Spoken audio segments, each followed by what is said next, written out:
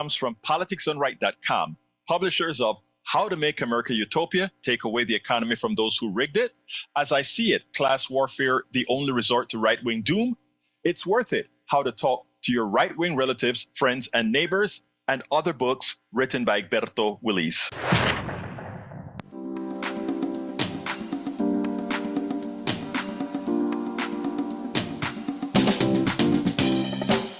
Welcome to Politics Done Right. My name is Egberto Willis, your host. Good morning, Houston. Good morning, Harris County. Good morning to the great state of Texas. Good morning to Northeast Texas, Southeast Texas, Northwest Louisiana, Southwest Louisiana, and to every nook and cranny receiving the signal from our 100,000 watt transmitter going directly into those magical boxes known as radios and, of course, AKA the Howard Reynolds machines. Anyway, folks, we're going to have a great show for you today.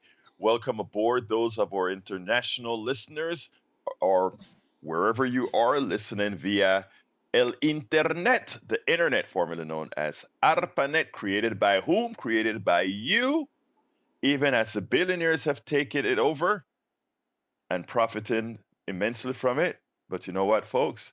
With the real revolution, we will take it back. Let's move on to the genius, the geniuses in the studio with El Señor Howard Reynolds and Jacques Van Bebba.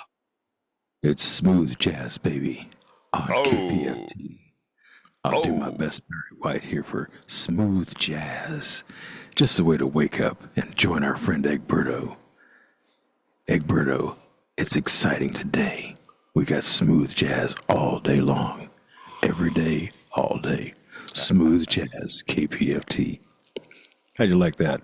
Oh man, I tell you, ladies, that ladies, that is your what is the name of that gigolo again? I can't remember his name.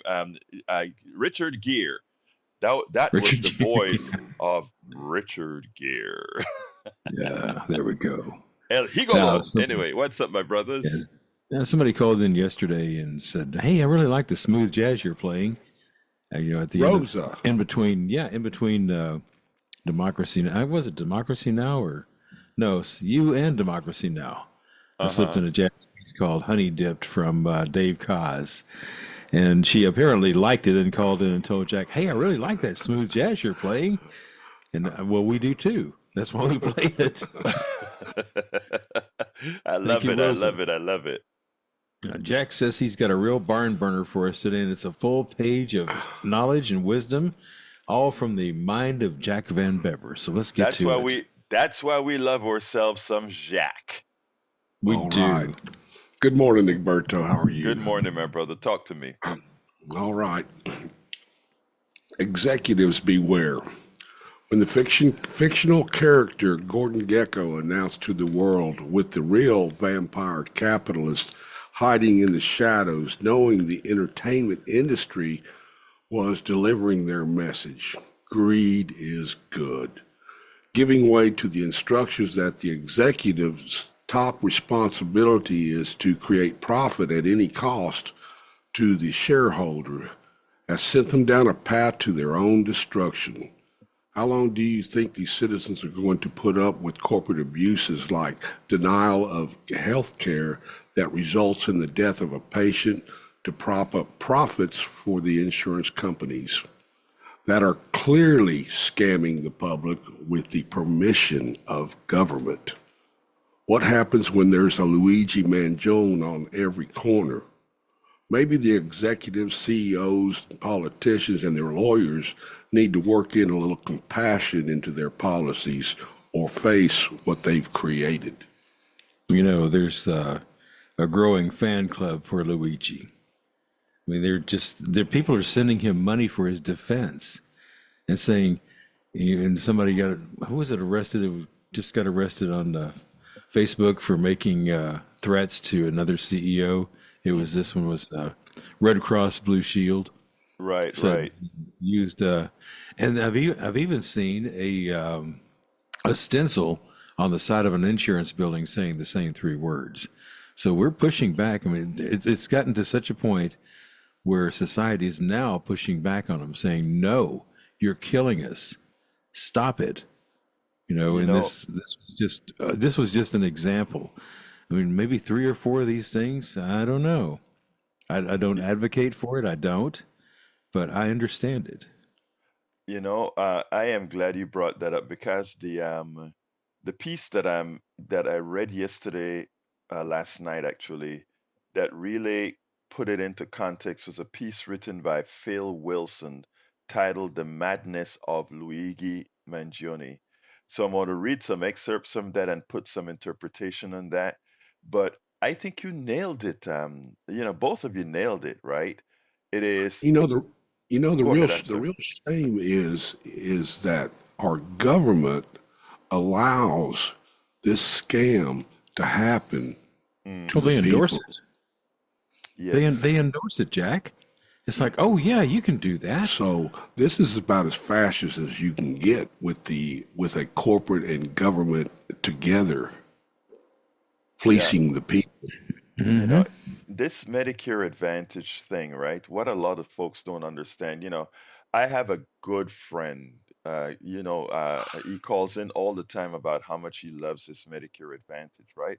I love this guy, but a lot of times, what a lot of us don't understand is that the way things are packaged, they're packaged in such a way that enough people of the right kind like it so that they become the defenders of an evil that affect many, generally the ones who can't fight back themselves because of many reasons. So I mean, these things are well designed, well set up, psychologically done.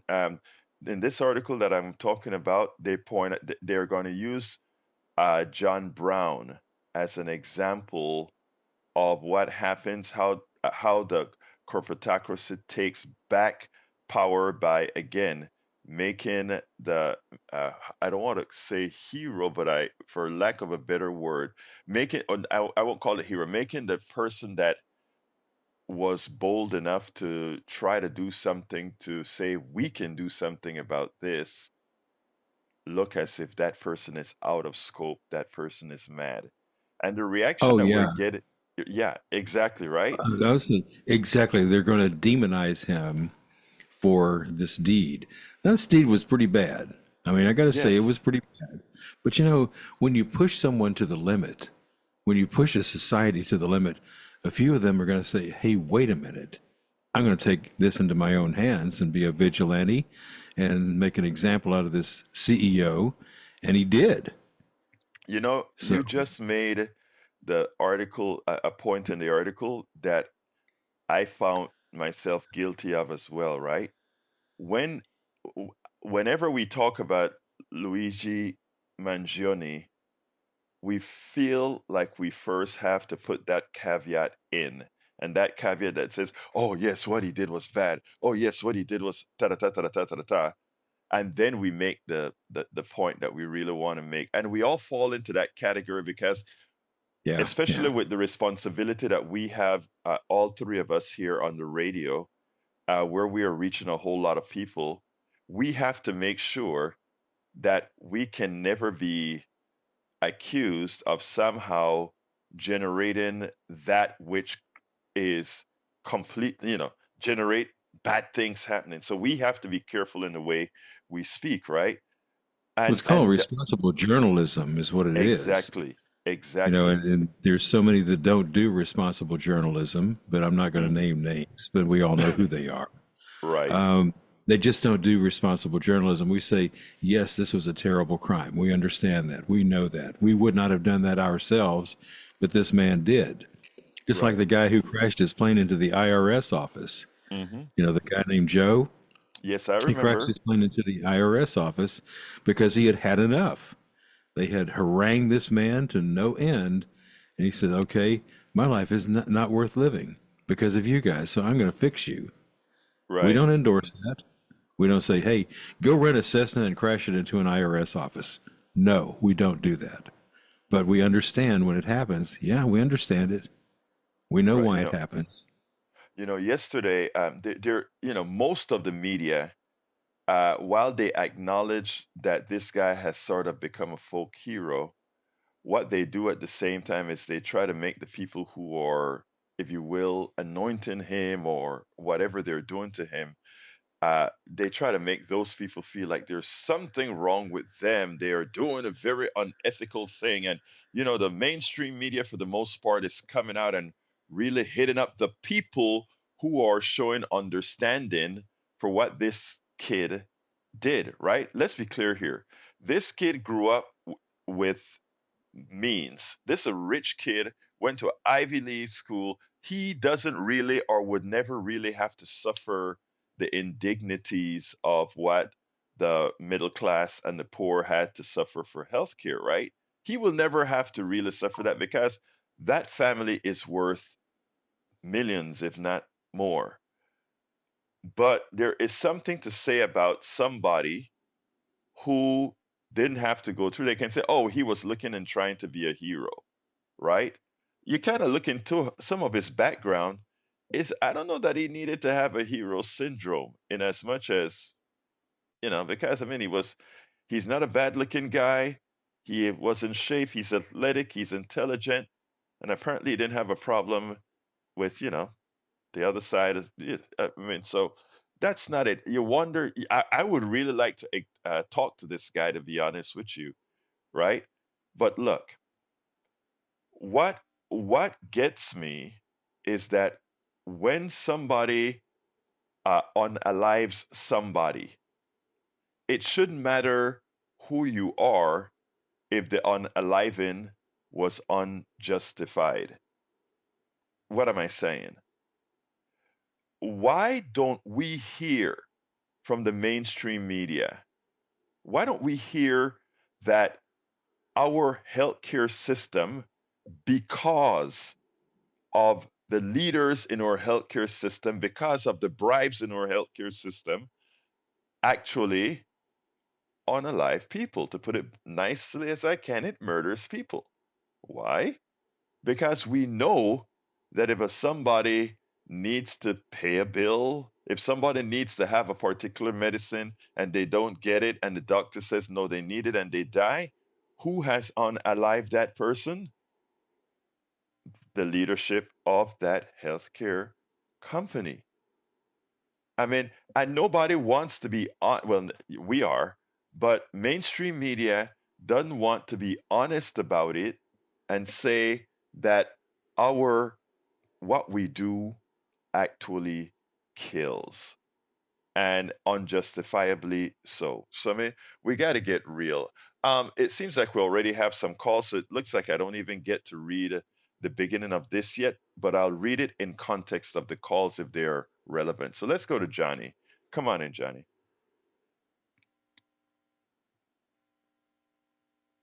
Well, I guess Johnny will be here in a little bit when we get a little bit. There we go. You're on, Johnny.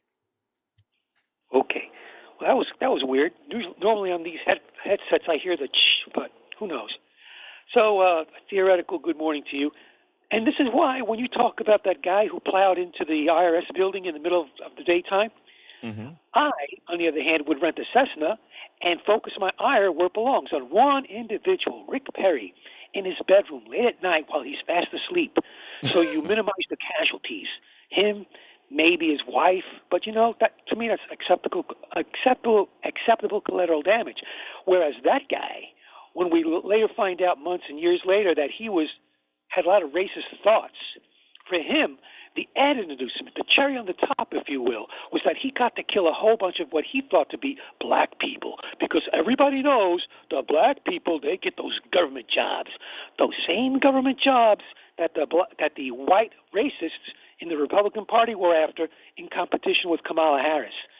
So Let me there's another aspect too. before I want to answer I want to answer your first thought first. I mean, the first thing first. By the way, I have a gift for you today. I have a Oh, gift for you, Johnny, today. winning lottery Uh, ticket. no, here's a gift. After you brought up the story about um, uh, Robinson, okay, Mondale Oh, Robinson. Mondale Robinson, yeah. Well, the war between Mondale Robinson and TYT, I went ahead and called him up and I said, hey, he was really, really busy yesterday. And I said, hey, look, man, I'll talk to you whether you're on the phone, in the car, whatever, but I need to talk to you after a, listener supporter of mine told me what went on. I want to know the whole story. And he said, okay, Egberto, I'll call you as soon as I am at a stopping point so that we can actually get an interview. You know, he's the mayor of Enfield, North Carolina now as well. So, Yeah. so I To went, run because of ignorant people in this country too. right. So I went ahead and I interviewed him. So later on today, I'll play that interview for you. Okay. So that's your gift. You are the one who called it out. You made me aware of the issue and I went ahead and did something about it. So thank you about that because the story turned out to be much more important than we thought. And I want to thank you for making that effort, as you always do, Egberto. You go above and beyond, and that's why you, as far as I'm concerned, are a national treasure. Even though the nation doesn't know about you yet, maybe. Well, I appreciate you for So that, brother. But tell me the second part that you wanted to talk about. there's a second part to the story that I think is important to remind everyone. When we are socialized as young kids in grade school, on through high school and all, and we see Hollywood movies, and we're exposed to advertising, and we're exposed to what the teachers tell us, and then what the media tells us. Like in my case, in the Roman Catholic school, we're taught thou shalt not kill. And they drill that into you. And it makes sense. They give you all the reasons why and the teachings of Jesus. And I agree with Jesus. Whether or not he was a magical or whether he was just a mortal guy, what he said makes sense. And so I try to live by that. At the same time, there's also this conflict that they create in us when they say, oh, those people on the other side of the ocean, they're doing naughty, and it's time for you and your friends to report to this building and get a physical, and we're going to teach you how to kill, and you're going to go over there and do what we say. So it's mandatory killing, and I see a big contradiction in, not you, I'm talking about in general, the media, and of course, government agents, people elected in the legislature and the executive branch telling us when it's okay for us to do that because we're not acting alone. We're doing it with everybody else. To me, that's a big problem. It is absolutely a problem. I mean, and it's the same thing with the insurance companies. Whether you call it an army that goes overseas and kills, it's also an insurance company sanctioned by our economic system that is also sanctioned to kill, right? In other words, kill for a profit. They won't lay that. And you remember about 3 days ago, I did a piece where I said narrative is important, right? As long Yes. as we don't look at what capitalism is doing to human beings, we can actually call it a good thing because it builds big buildings, big freeways, buildings that the builders can't even go into after it is built. I mean, people don't get it. Everybody, we have the peons support. When I tell people most Americans are antiseptic slaves, irrespective of race, hue, or anything else, people get mad. You know, remember Brian one time got irate when I said that. I'm no slave, because suddenly he felt like, oh my God, I'm down to the level of black people.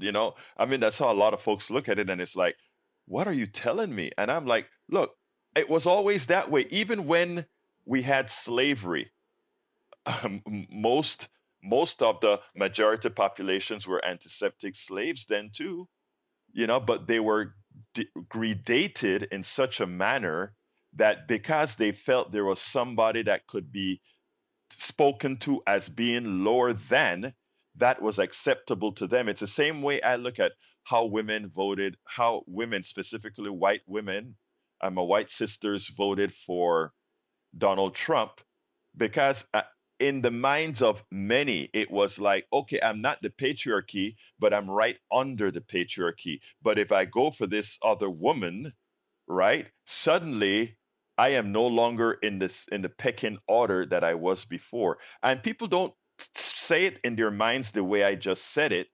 It is just bred into us that way. That's when you mentioned about the guy that ran into the IRS building turned out to be a racist and all these other issues. I don't even don't even hold that kind of stuff against. You're gonna hear the conversation between Mondale and myself, but um, I when I say I have a whole lot of racist friends, etc., right? And people will say, "What the hell are you talking about? How can you say that?" I understand the mechanics of America and West, and why that had to come into fold, and why so much of that Why is we within the need to remind fabric. Brian, Go ahead. this is why we need to remind Brian that you have some, and you said it, you have in your own family, your own biological family, you have some people that are Republican. And that's, Yes. as far as I'm concerned, that's racist adjacent. You don't have to be a white guy, a theoretical white guy, to be Right. racist in To be that way. racist, exactly. We understand the definition of racism is primarily institutional. It can go beyond that now, and we've seen proof of it over and over and over again, what Yeah. money can do to a person regardless of their skin color. And that's another reason why I, as a theoretical white guy from Queens, New York, will stand up for you when Brian or any other right-winger talks down to you in an illogical, unchristianly fashion. We have to have each other's backs. And Amen. so I will call that guy who plowed into the IRS building, I will call him worthy of punishment. Whereas I would, on a jury for this Mangione guy, I will tell him, go do a good life, no jail time for you, but learn the flugelhorn. And that's Thank all you, I my got. brother. Hey, look, thank you, Johnny. I got to go to Bart. Then I'm going to play the video for you. Let's go to Bart. Come on in, Bart. Brother Bart, you're on. Good morning, sir. Good Good morning, morning. sir. Good How morning. you doing? I'm good. I have a different perspective too on this shooter. What I heard was the United Healthcare CEO was headed down to New York to testify against Nancy Pelosi. Mm. That's an interesting sideline that I haven't heard the media say anything about. I wondered if you heard anything about that. No, I haven't heard anything about that, but I that is far out there. I mean, the conspiracy theories that some on the right come up with I find astounding that smart people like you believe it. I think you're pulling my leg here, but I mean, I am not pulling your leg, Alberto. Bart, Bart, I Yeah, love you, brother, but I think let's you're move pulling to my the leg, man. second You point. just wanted, hey, Bart, you just wanted to see what you could get out of me, my dear brother MAGA. You wanted to see that my reaction was going to be, didn't you?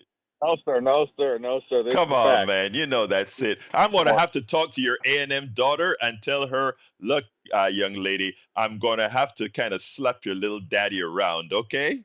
Because I know she Okay, doesn't let think like me you, go to brother. Anything my second else? point.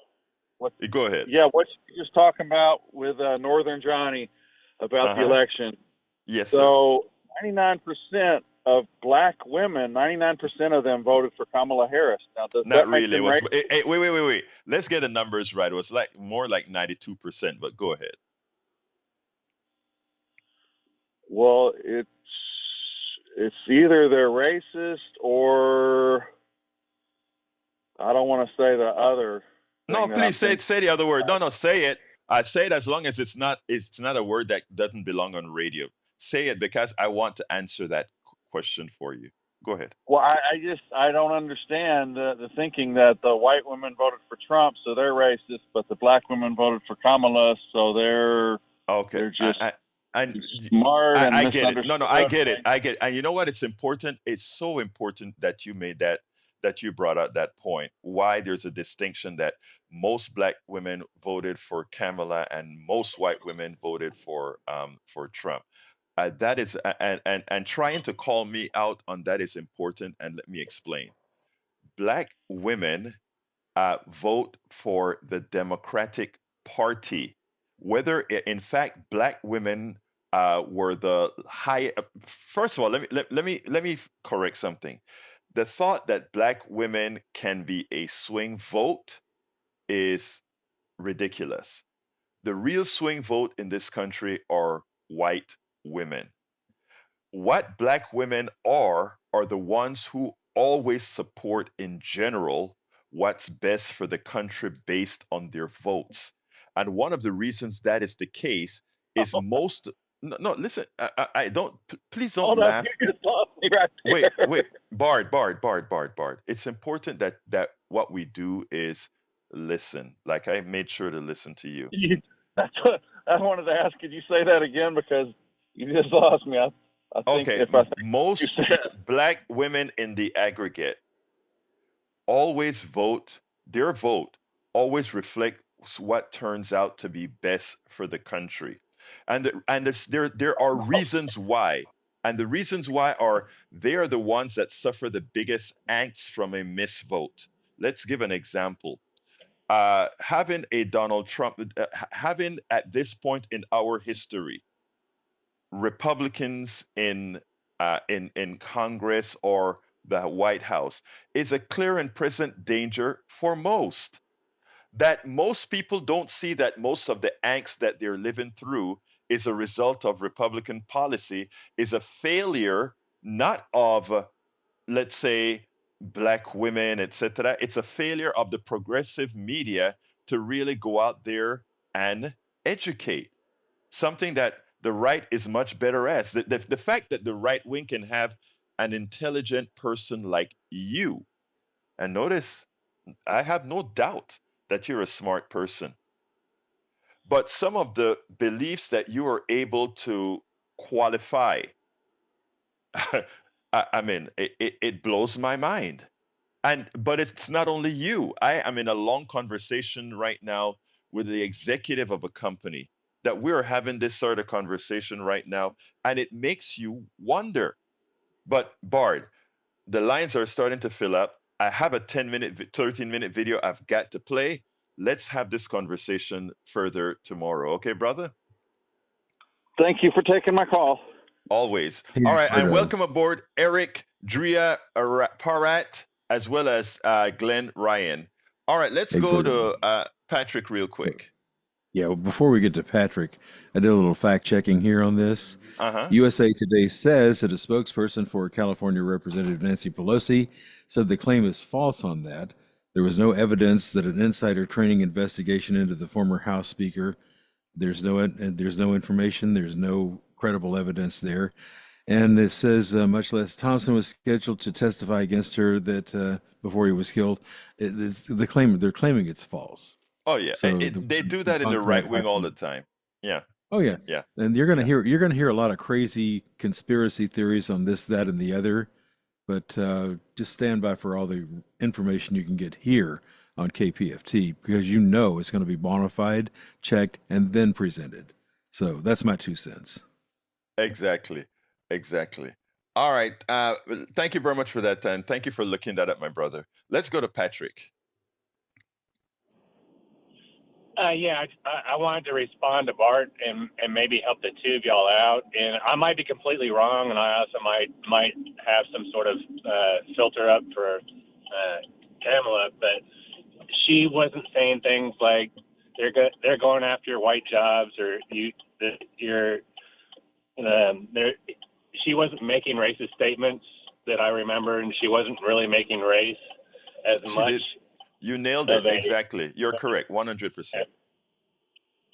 So if Trump wasn't doing that, then we could say that a white person voting for Trump wasn't being racist. But the fact that he was making a lot of racist statements and the fact that he was making the presidential race about race makes those choices racist.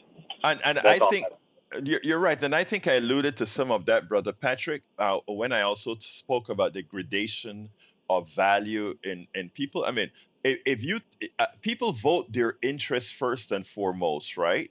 And so, I mean, what he did is exactly that, right? With what you just said, he went ahead and he said, hey, you have to do this because. But Patrick, as usual, you always have something smart to say. Thank you so kindly. I want to jump to Augie, but I have to finish in time to play this video. So thank you, brother. Have a good weekend. You too. Okay, Augie, can you be quick for me, my dear brother, because I need to play this audio and video. All right. Yeah, good morning to you geniuses, Laurel and Hardy, and their sidekick, Egberto. There was a black woman that ran the Underground Railroad in the Civil War. There was a black woman that rode a bus, and she made changes. And no matter what you think about Biden and Harris, they're good people. Trump, I don't know why people vote for him. He's a bad guy. He's a racist. He was a crook. He's a convicted felon. The Nazis, they paraded after he won. And if you don't think the Nazis, the KKK are racist, but they go with Trump, and you go along with them, I think that makes you a racist. If the Nazis and the KKK and all these other groups, hate groups, are with this guy, there's a reason they're with that guy. And it's right there in front of you. People, you have eyes to see, ears to hear, and a brain to think, but you're not even seeing that part, that the racists are with Trump. But that's about it. Thank you very much, Augie. Thank you for calling, and thank you for always being a great supporter of Politics Done Right, my brother. Thank you. You have a good day. All right, folks. I want to play this from our good friend, of progressivity, El Señor Mondale Robinson.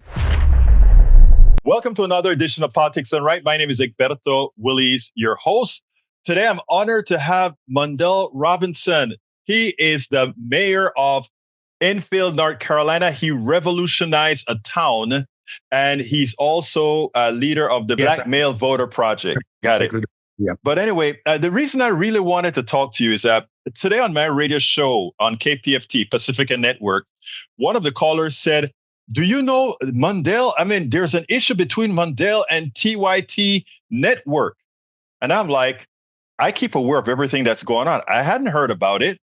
And then I said, I'll find out, and I'll go find Mondale, because if Mondale has an issue, I want to hear about it. So first of all, tell me about your relationship with TYT Network.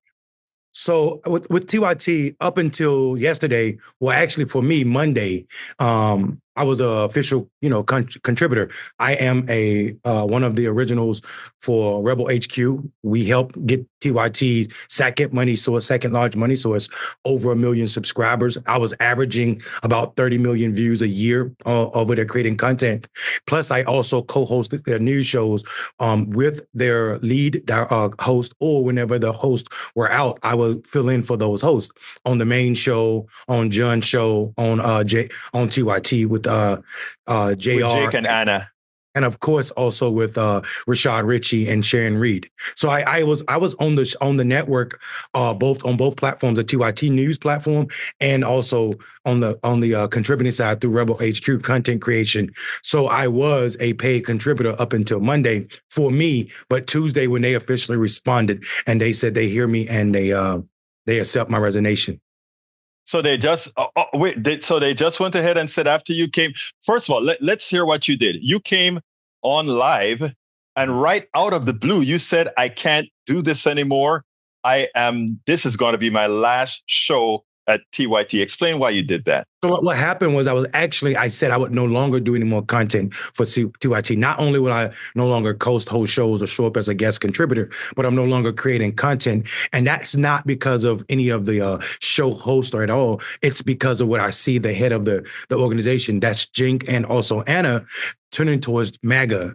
And also, normalizing this idea that Donald Trump and his followers are not racist or not threats to Black people. And I don't care what the outcome of this past election is, for me to see someone who has garnered over 1 billion views from the progressive community, people who have made so much money off the backs and thoughts of Black and white conservatives, progressives. I felt like that was a disservice for who we are in a moment where we need progressive news, where we need progressive outlets to be as strong as possible to charge up the Donald Trump administration. I didn't see Chink and Anna taking a stance to say that they were ready to do that. What I saw them do was trying to remain relevant with conservative media. Anna doing interviews with Glenn Beck, Jink showing up on Piers Morgan and other places and talking about maybe these people aren't as conservative as everything, or maybe they're going to save democracy. And then I seen Anna take it a step further when she started calling us religious zealots. People on the left were being compared to religious zealots. And that to me was the straw that broke the camel's back. And I could not in good conscience continue to take a paycheck from this network. So I said, I'll walk away from all this money. I'll walk away from 30 million views a year if I need to, because I'm not willing to sell out what my progressive values are. And I see them chasing checks versus chasing the truth. So, I mean, when they went out of their way to speak to Glenn Beck and others, did they put those clips on the TYT Network's platform? And that's a part of the problem. And I think people on TYT Network may not have seen this ideology, because what we're really seeing is on Twitter, you're showing up as a different person. Jink, Anna saying, things that some people are confusing, or not even confusing, conflating with transphobia. Anna is being more conservative, calling us zealots on the left. And then, like I said, cozying up with Glenn Beck. And none of this is popping up as content on TYT. This is content on other platforms. So that they looking more mainstream on other platforms, but on the platforms where people are paying subscriptions, where people are spending their progressive time with media outlets, they're showing up as a different people, a different entity. And I can't take that. That to me seems fraudulent. Well, actually, it is fraudulent if what you're trying to do is normalize both MAGA and normalize Trump, because, again, it goes against everything that progressives are supposed to believe in. And for a network that used to preach that MSNBC was the pariah because they were too close to neoliberalism, it's hard to see then how you can approach MAGA and somehow believe that it's interesting, because this has happened to many of our progressive folks when they, instead of chasing their values, they decide to, and we're assuming that these may be chasing clicks from elsewhere or trying to normalize yourself now that we have a new power in Washington. Your thoughts? I mean, for me, regardless if the motive is money or whatever the motive is to remain relevant, the idea to be progressive, it is never about relevance. It's about moving people further, making sure the least amongst us are getting closer to equity in our line, in our work. And I don't see that right now. So I don't care if their motive is money, because it doesn't bother me. What I do see is a week before the election, you were ready to call Donald Trump people fascists, and you was calling Trump a fascist. Now, all of a sudden, the election outcome didn't turn out a way that we were seeking, and now you're normalizing what you just called the fascists. You have been charging up the Biden administration or liberal administrations or neoliberal administrations since you came on air, and now you can't have the gall to do the same thing with the Republican administration just because they said they're going to weaponize the FBI. I'd be damned if you get to run when things get hard and then stand when it's easy. I'm not okay with that. And for those reasons, I walked away from the money and also the platform. Now, I want you to address something, because there's an issue with liberals. Let me see how to put this. There are some people, I want you to explain this. There are some people who can actually play in both domains, but some who would never have the ability to play in both domains. Explain that some. Well, I mean, it's as simple as American, right? It's as old as American. It's as white as America, right? And because what you're saying is white people get to play politics, black people die from politics. So those who get to play in both domains and without any repercussions, they're usually white people. And I mean, we could dress it up, or they're so close to white, the proximity is dangerous. And I think that to me is not okay. I don't ever think for me that there's a true progressive that can play in both spaces. You cannot be progressive if you don't stand on certain principles. The idea that you're willing to normalize people that say that black people are from S-hole countries, that we root from there. People that when black people say Black Lives Matter, they say Blue Lives Matter. What are we talking about, Smurfs? No, what you're saying is that the ideal of American police is as important as the death of blackness. And I can't stand for that. And I'm telling people right now, we as the progressives have to put a stake in the mud and say, we will not subscribe. We will not send millions of dollars. We will not send billions of views to a network that is willing to be cozying up with Glenn Beck, who was the MAGA before there was MAGA, right? Glenn Beck was Trump before Trump was on the political scene. And I mean, he was so far right that he had to be fired from Fox. Think about that. Think about the lies and the shenanigans that Fox is guilty of that they allow on their air. And Glenn Beck can't be on their air. So to see that what we're calling the vanguard of progressive networks over there playing games with people's lives, because that's what it is. This is not hyperbole. Keep in mind that I still get death threats, right? I've not spent a night in this town that I'm in right now in 2 years since I tore down a Confederate monument. So to see Jink and Anna cozy up to these same people who believe that Black people should not be so-called uppity and know their place, it's not comfortable for me.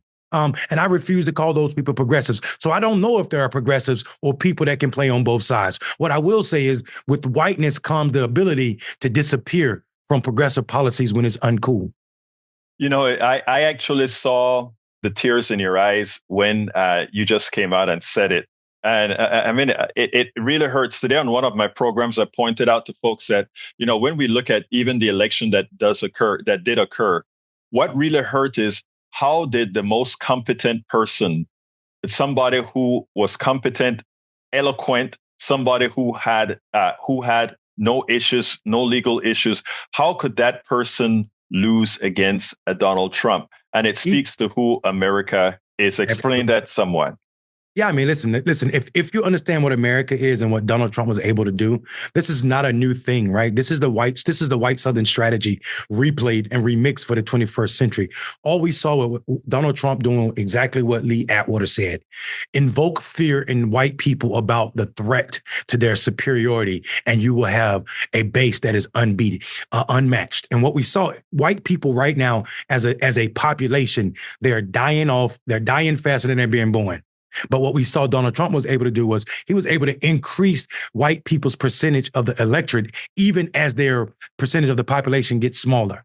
That happens when the narrative is on the right from Donald Trump and his people that whiteness is being threatened by America's migrant or people other than. When you otherize people to the point that white people become afraid, then you see them showing up for Donald Trump in the way that they did.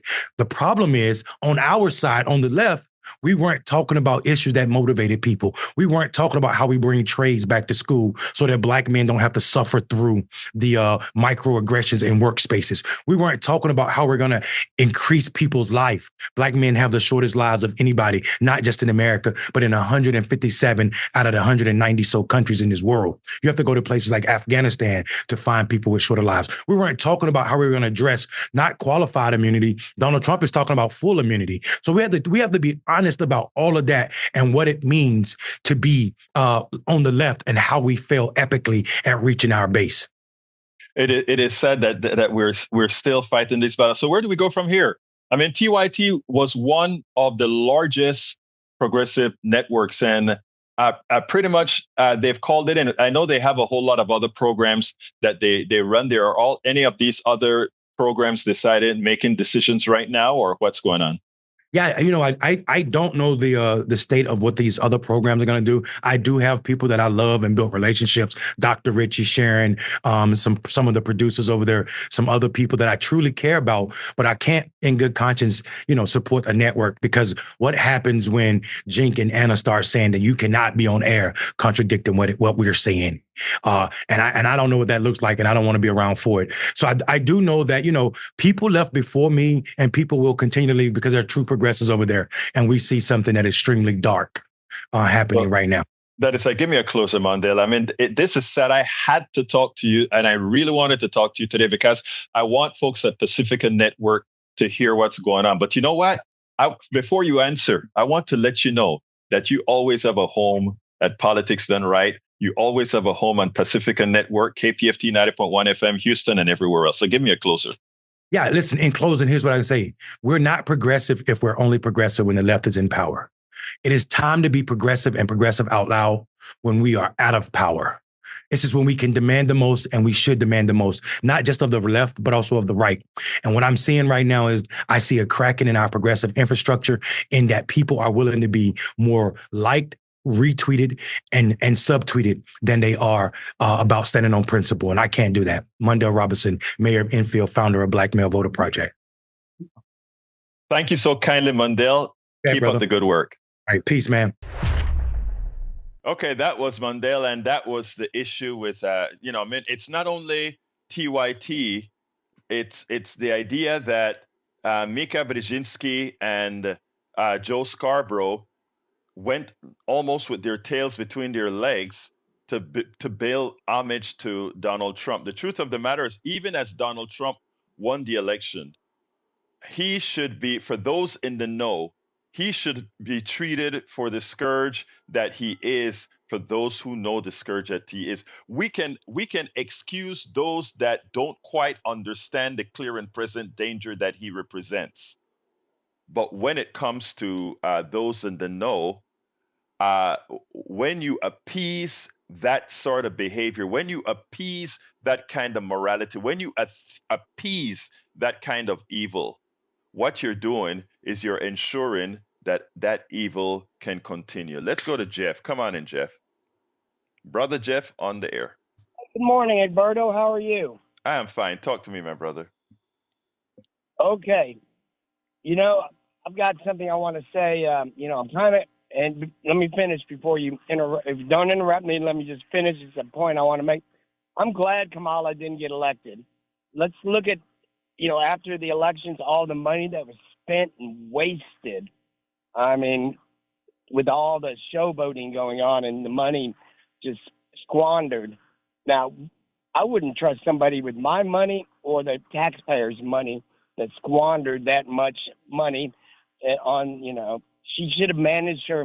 If she can't manage her campaign, why should I trust her with the money? Okay. That's my Can point. I answer you? May I answer you now? Yeah. Okay. Now, first of all, I take exception to you believing that just because you're going to disagree with me, I'm going to interrupt you.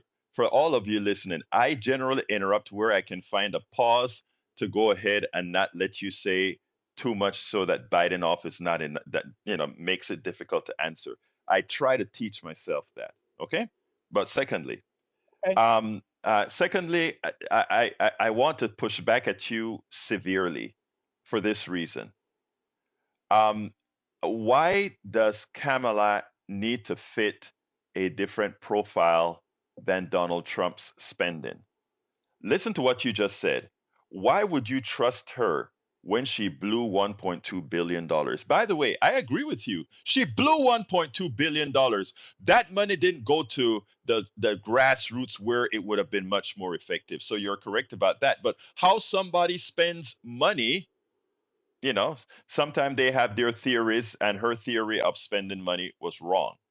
But what made you believe that because Donald Trump spent 300 something of his own of the people's money, that's all he could collect, that somehow he spent less than her? That's not what occurred in reality. What occurred in reality is Elon Musk by himself bought Donald Trump by spending over $250 million of his own money. And we can go from billionaire to billionaire. And when you add all of that up, it costed more than $1.2 billion.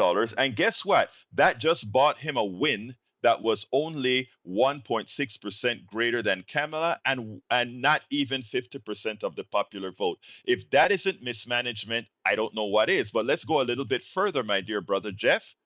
Let's look at what he did when he was in power.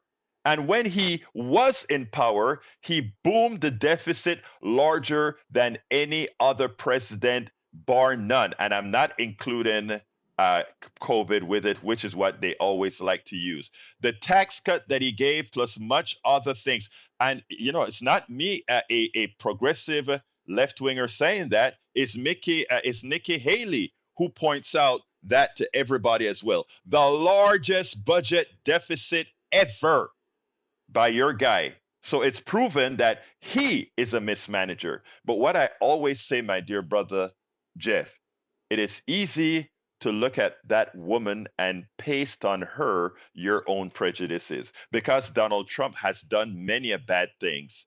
He has done many a evil things. He has raped women. He has stolen money. He has gone down to bankruptcy 6 times. And she has never bankrupted, and you have the nerve to say that she's going to mismanage your money relative to Trump. That is what I call bias. And you have to ask yourself deep within your heart, why are you willing to believe that when we have the evidence that Donald Trump is a lousy business person, a terrible human being, and much worse? Answer real quickly because I got to go to a whole bunch of calls in 5 minutes. Everybody gets Okay, 30 let seconds. me just answer. Let me just give you a quick. Let me give you a quick answer. You know, a lot of when you bring up the Trump and his bankruptcy, that was in the private sector. I mean, you know, you learn. No, I gave sir. No, you're not going to get off with that. I gave you two things. I gave you his personal bankruptcies, and I gave you his largest deficit of any president in the country. Now answer that. I'm not sure. I'm not sure about the deficit. I don't want to. Sir, it's not up for You're debate. right or wrong on Sir, that. wait, Jeff, I want to look it's not that up. up. Jeff, it's not up for debate. Those are the numbers. Now take those numbers as fact. How would you answer that, given that you were willing to say that that our friend Kamala Harris is a mismanager? Given what is a fact on Donald Trump, how do you answer that? Well, I give you the answer of this. That I don't take anybody's word for it, so I'm going to look it up. Well, I tell you what, call me when you have some facts, my dear brother. We'll talk later. Let's go to Betty real quick. Betty, come on in real quick, Betty, because I don't have a lot of time. Okay, yeah, okay, I will. You know, Alberto, what is right is right. You're the father of politics done right. You call me out, and thank you. And Bart and Jeff, they're always looking for something juicy and not real. Somebody needs to sit them down and explain that the Florida Panhandle and the Texas Panhandle is not the same. Use your eyes and common sense. I'll smile no matter what. Thank you. Thank you, Sister Betty. Love you, girl. All right, let's go to Bruce real quick. Bruce, about 30 seconds. Yeah, this should be quick. As far as Joe and Mika, they should. I know that they knew about Al Gore meeting with Trump, and then Trump coming out and denying climate change. I know they know about the fat governor of New Jersey sucking up to Trump, and Trump making him look ridiculous. So I think Joe and Mika went down there to get a free meal to see what Mar-a-Lago looks like, and then justify it by saying they were doing journalism. That's all. Bye. Thank you very much, Bruce. You have a great day. All right, let's go to Derek. Derek, real quick, my brother. Yeah, very quick. Jeff, don't take this the wrong way. I want you to really step back and look at this. You are definitely one of the functional illiterates of America. To say what you just said, look, let me tell you something. You want to talk about that Kamala Harris will mismanage the nation? Have you forgotten? This nation is $34 trillion in debt. Who in the hell you think created that? Thank you. Parties did. Come on, Derek, man. Thank you, Derek. Very prescient statement. Thank you. Let's go to Patrick. Come on in, Patrick. All right, Jeff inspired me. The first thing I'd like to point out is that he knows how one candidate is going to do against the other as far as managing money, but he doesn't even know what the last candidate spending habits were. It's funny. I know.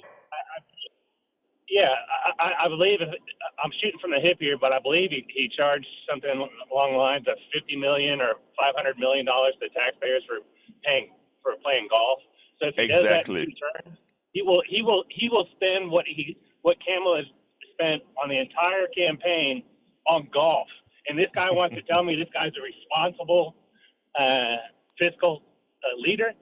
Thank you, You gotta Patrick. be kidding me. Thank you, Patrick. I got to go to Moses. Come on in, Moses. Good morning, my brother. Good morning, sis. Let's hear the end of the matter. There is a hook in the jaws of the people, causing them to make those kind of mistakes that they made with putting Donald Trump in power. And Yes. America is now reviewing itself and seeing where it made the mistake, and the whole nation is ashamed. And I hope they have the courage to say we have made a mistake. And as we go forward, let us find a way to say no more. Thank you, sis. Appreciate your words. The second thing I'm going to say to end is when you have such callers as this man who comes in, and just real quick, ask Moses.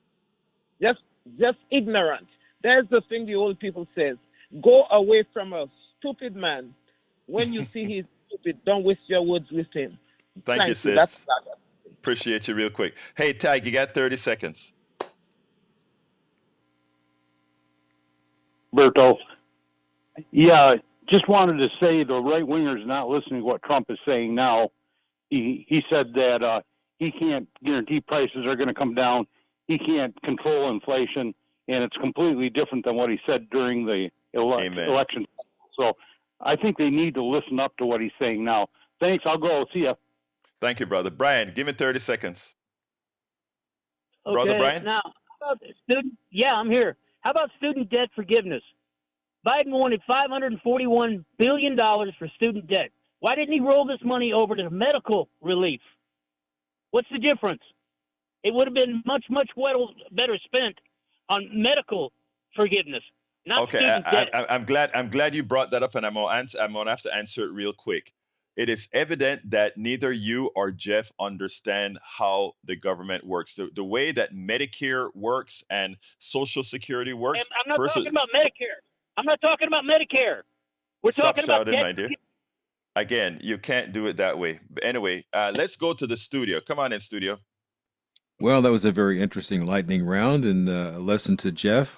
If you're going to debate someone, be prepared with the facts. Jack, what you got, man? I'm emotionally drained. Yeah. We all are. Oh, well, take it home, let me tell you. Yeah, I'm not emotionally drained, man. I love my peeps. And, let me tell you, you guys do a great job. All of us, both the callers and our studio, Howard and Jack, because what we do is, it's not about only the people who call and us discussing here. The amount of people that get stuff and really start to think about things they never thought about, that is what it's all about. Anyway, folks, the rest of the show is at politicsandright.com/newsletter. politicsandright.com/newsletter. Love you all. My name is Egberto Willies. This is Politics and Right, and you guys know how I end this baby. I am what? Out! You're listening to the American Democracy Minute, keeping your government